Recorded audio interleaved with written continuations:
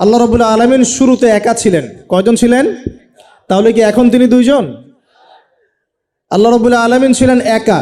মনে রাখবেন, কোনো সৃষ্টি একা থাকতে পারে না।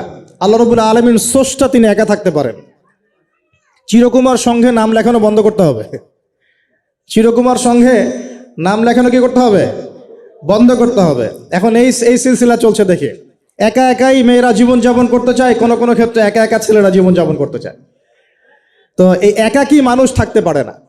সৃষ্টির পক্ষে একা থাকা সম্ভব নয়, স্রষ্টার পক্ষে সম্ভব। আল্লাহ রাব্বুল আলামিন একা ছিলেন, আজও একা। যখন কিছুই থাকবে না, আল্লাহ পাক একাই থাকবেন ইনশাআল্লাহ।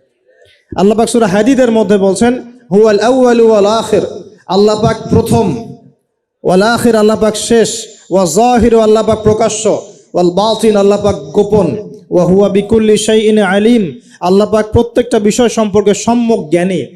তাহলে এই আয়াত থেকে বুঝতে পারছি, যখন কিছুই ছিল না আল্লাহ পাক ছিলেন, আবার যখন কিছুই থাকবে না কে থাকবেন?